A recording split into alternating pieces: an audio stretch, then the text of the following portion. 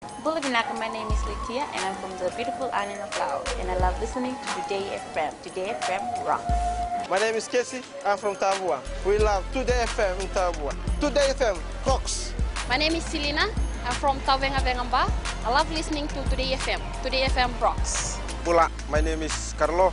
I love listening to the music in Today FM, in Malak Island. Today FM rock. Today's hit music on Today FM. In our brief news, fire destroys J. Santaram building. Sadelpa signs MOU with PDP. And Digicel to provide e-ticketing. From the studios of FBC Suva, Amrita Sagar. An early morning fire in the heart of Suva destroyed J. Santaram's bulk store and a garment factory. The NFA managed to contain the fire from spreading to other buildings at around midday today. Senian Imboila was at the scene and filed this report. It was a bad start to the weekend at the capital city as the early morning blaze engulfed the Jai Santaram bulk store as well as the Lotus Garment Factory, which was located on the top floor of the building. NFA says it took nearly 6 hours to put out the fire as they only managed to save the supermarket. We managed to control the fire and we are still on the field trying to extinguish the burning stuff that's right inside the building. We haven't done our investigation yet, and at the moment we are engaging one digger just to clear the burning material inside so that we can access into the inner part of the building to fully extinguish the burning materials. Moaveta has also confirmed that some roads are still closed and business is yet to return to normalcy. At the moment, the whole of the Robertson Road are closed, and Nina Street. All the shops in Nina Street and Robertson Road are closed at the moment.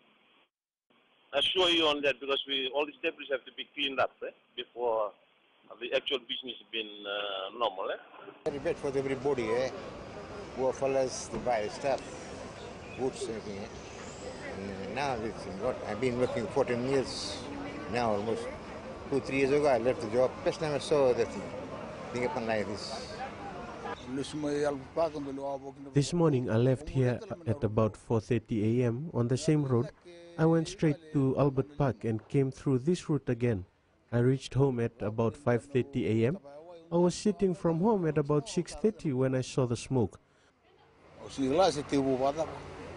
When approached by FBC News, relatives of supermarket owner Jai Santaram chose not to speak on the matter. NFA is yet to ascertain the total cost of damage as investigations is yet to begin. Sainiani Mboila, FBC News. The People's Democratic Party has signed a memorandum of agreement to unite with Sadelpa to contest together in next year's election. PDP President Vijay Singh and party leader Linda Tamboya signed the MOU at the Sadelpa headquarters in Suva this afternoon. Sadelpa leader Sitiveni Rambuka welcomed the bold move by PDP to work under their banner. Tamboya says they decided to work with Sadelpa because they have similar policies. We, with Sadelpa, have come to agreement that this will be our united fight, to continue to fight for the rights of workers, that the rights of workers and their rights that are currently in the labor laws will be reviewed and made more fair to workers. Yep. And this we have come together in unity and cooperation, and in that spirit we are here today. Now, I've been asked the question, why support Rambuka? I don't know if Rambuka's ever been asked the question, why ever support Mr. Mbuya or Mr. Prasad? Why support Rambuka? We support Rambuka and Rambuka supports us. Sadelpa has also announced 30 provisional candidates to contest next year's election, which includes Tamboya but excludes Rambuka. It includes 5 women, 4 Fijians of Indian descent, while 60% of their candidates are over 60 years of age. Meanwhile, PDP President Vijay Singh was also appointed as one of the 3 vice presidents for Sadelpa, a first in the history of the party. Well, Digicel has jumped on board to provide e-ticketing top-ups nationwide from today. This means there will be no need to queue at Vodafone outlets to top up e-ticketing cards, as it will now be made available at Digicel stores nationwide. An agreement was signed between the government and Digicel Fiji to allow e-transport card users to visit both Digicel and Vodafone retailers to adjust the balance of their e-ticketing cards, significantly expanding the number of top-up locations throughout the country. The initiative will be rolled out from Monday next week. I'd like to thank very much Digicel for agreeing to participate in what is essentially seen as a Vodafone product.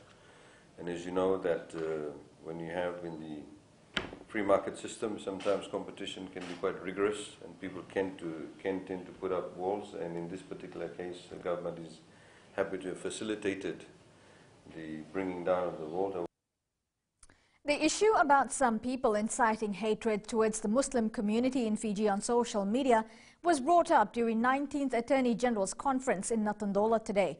During the question and answer session on the topic of regulation of cyberspace, a question was asked whether relevant authorities were aware of these comments posted by certain people on social media. The question was posed to the panelists and also the Director of Public Prosecution. These perpetrators were raising issues like Islamization of Fiji, threatening a minority group in Fiji. We do have some matters that are before us at the moment for consideration. As you know, the police act on complaints that have been received and they investigate, and the matters are sent up to us to consider whether there's sufficient evidence, and often it's a matter of seeing whether there is sufficient evidence to bring a charge. But we are always looking at these things, and we do have some matters with our office at the moment. Prime Minister Bainimarama has appointed Mahendra Reddy as the Minister for Waterways following the Magistrates Court ruling. Reddy's appointment will take effect next week, Monday, after his swearing-in ceremony at the Government House. Reddy was acquitted by the Suva Magistrates Court last week. And over 1,000 people turned up for the first ever RFMF military tattoo and centennial celebrations, which was held last night at the ANZ Stadium in Suva. The main event started at 7 p.m. with entertainment from the Fiji Youth Band, Fiji Police Band and New Zealand's Defence Force Band. The military tattoo also featured a special tribute segment to honour the former band members. The event was also accompanied with firework displays. The President, along with the Prime Minister, government MPs and the Diplomatic Corps were present at the event last night. One of the key features of results from Census 2017 will be the information relating to persons with disabilities. Bureau of Statistics Senior Statistician Emily Soderberg says for the first time there will be national figures on disabled people, the type of disability and a breakdown by age, gender and ethnicity. They'll also look at educational attainment and whether or not they are in gainful employment. The census findings are expected to be released by the end of this month. In 2007, it was just a question on the house at a household level. So we just generally asked, is there anyone here with a disability? It was either yes or no. This time around, every person was asked, well, actually, every member of the household had that question asked about them, whether they had difficulties with seeing, hearing, self-care, and so on. So that's actually really good for us because this is the first time we get information on that. Work has been completed on the Transinkala road that links Lambasa and Savasavu towns. More than 500 vehicles run throughout this stretch daily. FHH Construction Supervisor George Hughes says they have completed stabilizing and sealing the first 2 kilometers of the road and are now working on other sections of the road. The rehabilitation also included installing subsoil pipes, a new cut of drains to ease the water flow of the road, stabilization, sealing and new line marking. There were a lot of potholes on the road and driving during rainy days was almost impossible. Well, in sports, South Africa aims for another home ground win. And Fiji football draws with Vanuatu. This and more after the break.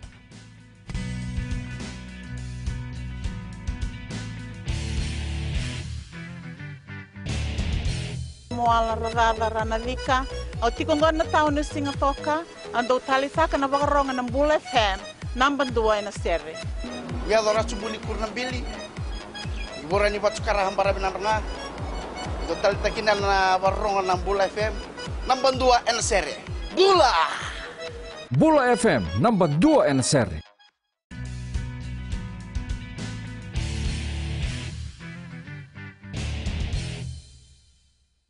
The Fiji Barbarian Sevens team is currently leading Pool A after finishing the first day of the Rugby Sevens competition undefeated with 1 round to go against Samoa before the quarter-finals at the Pacific Mini Games in Vanuatu. Now, Fiji thrashed Tuvalu in their opening round 34-0 and beat Solomon 27 points to 5 in their second match before thumping Niue 43 points to 0 and defeating New Caledonia as well 43 points to 0. Fiji will take on Samoa after this bulletin. South Africa is aiming for a back-to-back title at the Cape Town Sevens this weekend.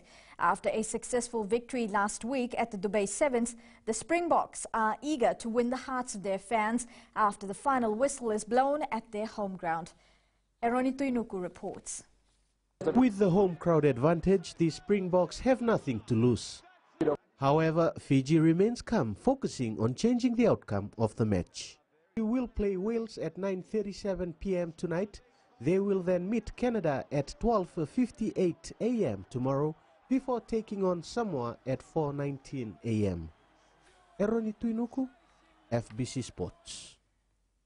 The Vodafone Fiji football side drew 1-1 against the host team Vanuatu during their round-robin match this afternoon. Fiji had many opportunities to score goals but were unfortunate in accomplishing their motive. Christopher Wasasala scored the lone goal for Fiji in the 30th minute of play. In the 70th minute of play, goalkeeper Simeone Tamanisau failed to clear the goal from the goal mouth, which gave Vanuatu the opportunity to capitalize. The space the Fijians created, the cross, Wasasala, and that's the first goal for the Fijians. They play it in the box. The Solomons closing it down there, and it's given to Azaria.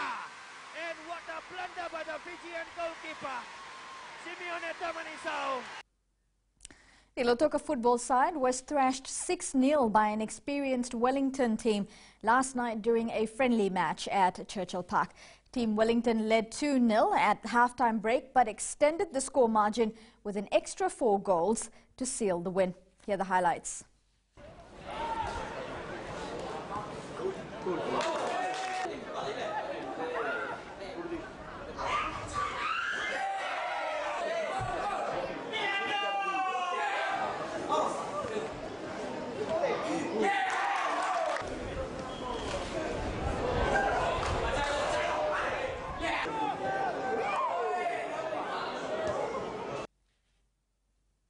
Their second match will be played at 3 p.m. on Sunday at the same venue. Well, and that was your short FBC news for tonight. Thank you for joining us.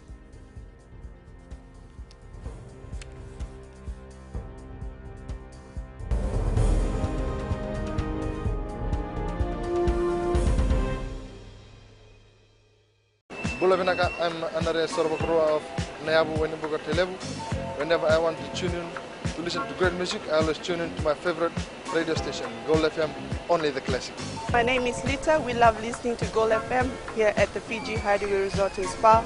Gold FM, only the classic hits. We here at Tano Waterfront Lotoka love listening to Gold FM, only the classic hits. Gold FM, only the classic hits.